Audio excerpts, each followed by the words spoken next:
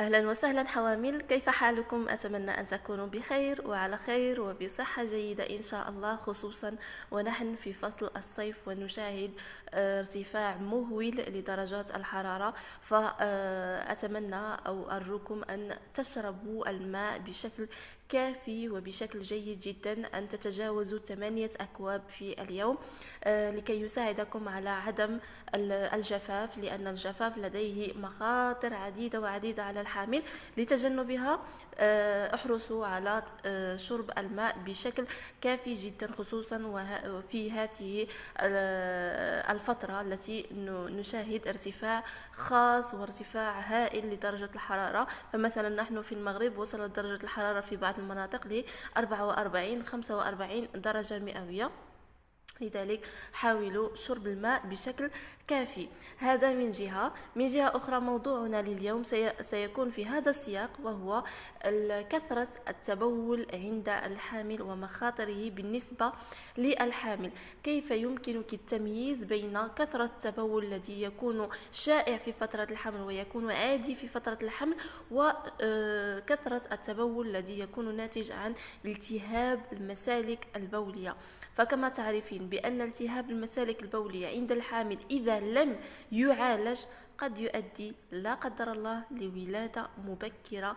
فيجب تكملة الفيديو اليوم لمعرفة كيف يمكنك التمييز بين كثرة التبول العادي والتهاب المسالك البولية للحامل. فإن كان يهمك الموضوع فابقي معي إلى آخر الفيديو. وإذا كانت هذه أول زيارة للقناة لا تنسي الضغط على الزر الأحمر أسفل الفيديو وتفعيل الجرس ليصلك كل جديد أكيد، ولا تنسي الضغط على زر لايك ليصل لأكبر عدد من المشاهدات. فكما قلت بأن كثرة التبول قد يكون أمر طبيعي جدا نتيجة ماذا؟ نتيجة ضغط الرحم. فكلما ارتفع حجم الرحم وكبر كلما ضغط على المثانة، فعند الضغط على المثانة تتقلص حجم المثانة، فبالتالي تصبح غير قادرة على تحمل السوائل الموجودة بها، فيترجم ذلك بكثرة التبول وكثرة الذهاب للحمام. لكن هذا لا يعني في جميع الأحوال أو في جميع الحالات بأن السيدة فقط تعاني من ضغط الرحم على المثانة. فنسبة كبيرة من الحوامل تعانين من التهاب المسالك البولية، ومن بين أعراضها وهو كثرة التبول. فالأعراض الأخرى التي تقول بأن السيدة تعاني من التهاب في المسالك البولية، أولا هناك ظهور الدم أو المخاط في البول. فعندما تلاحظين بأن البول تغير لونه لأصبح غامق أكثر، أو هناك مخاط أو إفرازات في البول، هنا يجب الذهاب فورا للطبيب لأنك معرضة لالتهاب المسالك البولية. كذلك العرض الثاني والمهم جدا وهو ارتفاع درجة حرارة الحامل والتعرق الشديد. إذا لاحظت أي ارتفاع في درجة حرارة وصلت الحرارة ل 38 فما فوق، قومي بالذهاب للطبيب بسرعة فائقة. وأنا أعني ما أقول، اذهبي للطبيب بسرعة فائقة، لأن ارتفاع الحمى غير محمود في الحمل يؤدي لمشاكل وفقدان الجنين لا قدر الله في بعض الحالات، لذلك حاولوا الانتباه.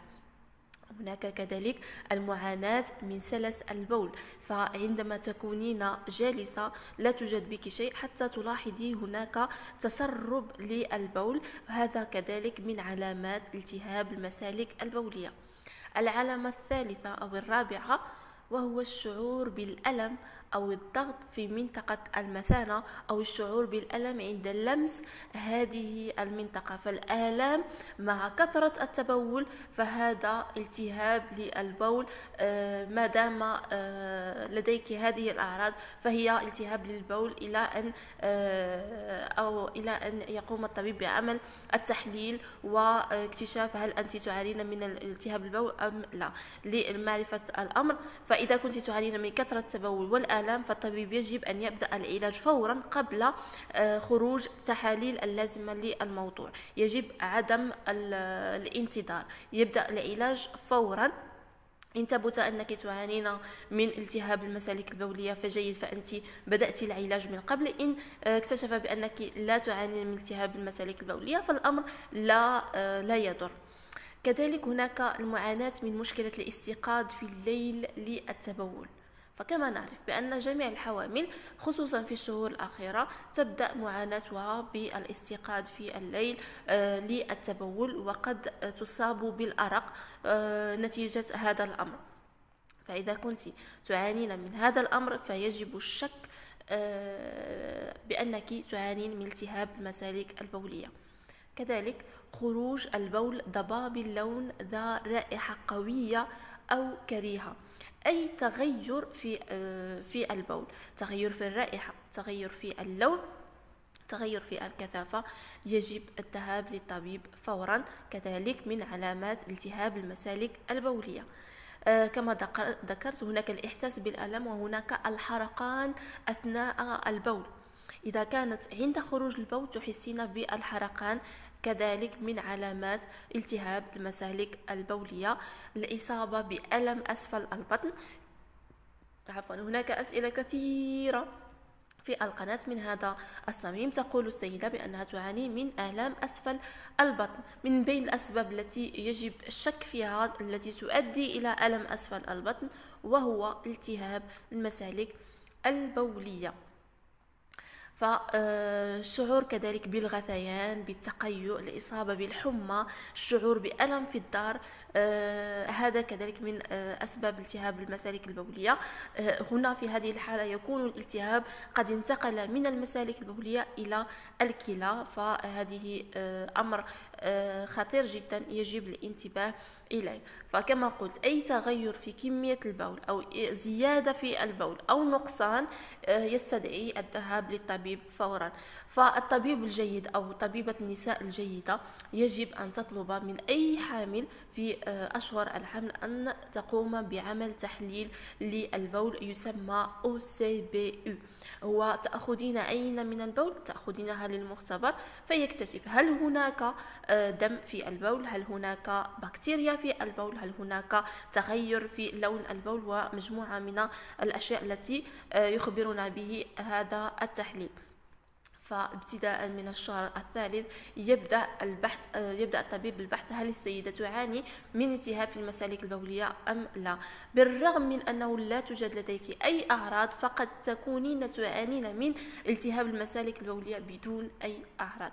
لذلك إذا الطبيب لم يطلب منك أن تقومي بتحليل للمسالك البولية فأنت اطلبي منه أن يقوم بكتابة هذا التحليل والقيام به.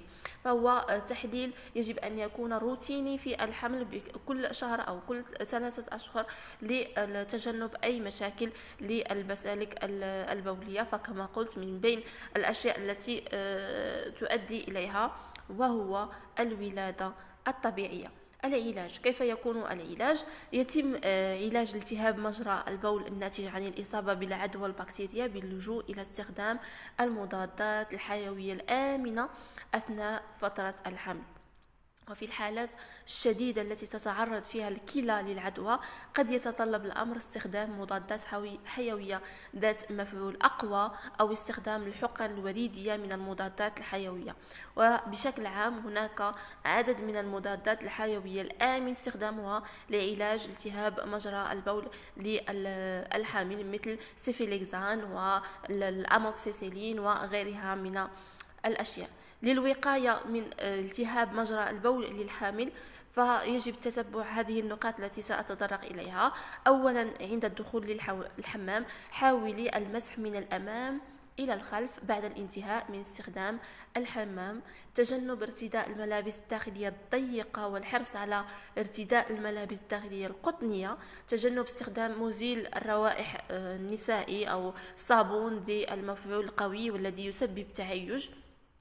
وأهم نقطة شرب كميات كافية من الماء، إذ ينصح بتناول 8 أكواب من الماء على الأقل خلال اليوم، وإن شاء الله تتجنبين مشكل التهاب المسالك البولية. هكذا أكون قد أنهيت فيديو اليوم. إذا كانت لديكم أي أسئلة أو مواضيع تريدونني أن أتكلم فيها اتركوها في التعليق وسأجيبكم إن شاء الله. أترككم في أمان الله وحفظه، والسلام عليكم.